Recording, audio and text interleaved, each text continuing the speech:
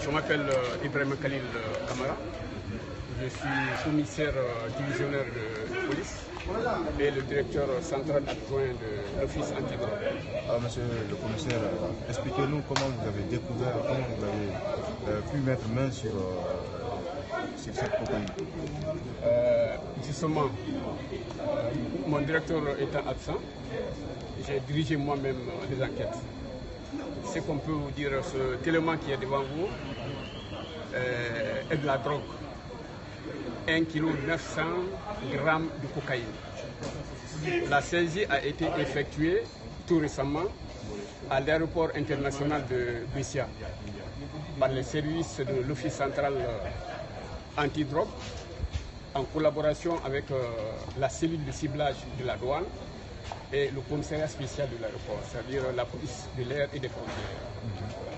Et cette drogue a été saisie sur une ressortissante de Guatemala, une guatémaltèque, en provenance du Brésil, via Dubaï.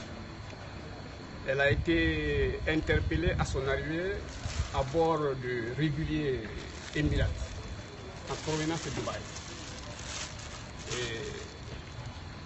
Mais ce qui nous a impressionné beaucoup dans cette saisie, c'est le modus operandi, c'est-à-dire la méthode de dissimulation. La méthode de dissimulation était sophistiquée. C'était une valise à double fond.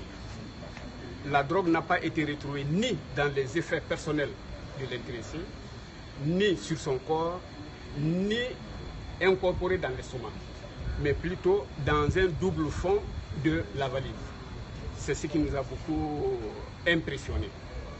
Et nous sommes maintenant à notre 9e saisie de l'année 2018. De l'année 2018.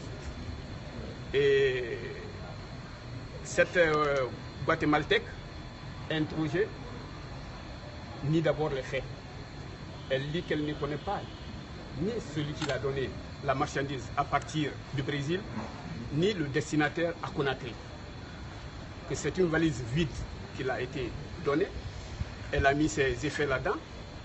Et les commanditaires l'ont dit, vous partez à Conakry pour, nous avons des partenaires qui vendent de l'or, nous avons vendu de l'or et tu es chargé de nous transporter de l'or de Conakry, de l'Afrique, au Brésil. Voilà ce qu'elle nous a dit et ce qu'elle a dit devant les enquêteurs. Un jour d'aujourd'hui, est-ce que vous avez pu mettre main sur, c'est-à-dire ceux qui devraient la recevoir ici? Ceux qui devraient la recevoir, non, nous n'avons pas, les enquêtes sont en cours. Mais comme le délai maintenant, nous répondons devant le procureur, nous sommes obligés de l'envoyer et le reste maintenant, les enquêteurs vont s'atteler à ça. Mais nous sommes sur les traces de ceux qui l'ont donné et ceux qui devaient, le destinataire qu'on a fait ici. Les enquêteurs sont sur les traces, mais pour le moment, nous n'avons pas encore trouvé ce destinataire. Dès que vous l'avez vu à l'aéroport, quelles étaient vos premières impressions? Non, nos premières impressions, bon, on ne peut pas vous expliquer ça, parce que nos hommes sont formés pour ça. C'est pourquoi je profite de l'occasion pour remercier le président de la République qui insiste beaucoup sur la formation des cadres. Donc nos cadres sont permanemment formés. Quand quelqu'un se présente déjà, ils ont le flair. Ou alors nous recevons des informations, nous travaillons sur ça, ou à travers notre propre technique de surveillance et de filature, nous hommes travaillent sur ça. Mais pour le moment, sur ça, nous pourrons vous dire que nous avons reçu des informations. 9e saisie. 9e saisie. Et tout ce que je peux ajouter à ça, c'est d'abord remercier les services qui travaillent avec nous, la douane, surtout la cellule de ciblage de la douane, et le commissariat spécial, la police de l'air de l'aéroport, qui à chaque fois que nous travaillons, qui nous facilite, il nous facilite la tâche. Donc nos remerciements vont à ces services qui nous assistent, qui assistent nos travailleurs qui sont à l'aéroport. Et surtout le président de la République et le gouvernement, parce qu'ils tiennent beaucoup. Nos hommes sont formés, ils continuent la formation, parce que c'est un service mixte. C'est un service mixte composé, vous connaissez déjà, on ne peut pas vous donner les détails, mais avec, comment dirais-je, cette réunion, nous arrivons quand même à faire le beau travail. Et nous sollicitons que l'année 2019, que nous travaillons plus que ça, parce que c'est notre 9e saisie. Avant, la Guinée était devenue une plaque tournante, mais aujourd'hui, si vous voyez que le prix de la drogue monte, c'est parce qu'il y a la rareté. Sans quoi avant, la rareté, c'est parce que nous surveillons. Nous ne laisserons pas rentrer comme ça se faisait à la pagaille avant.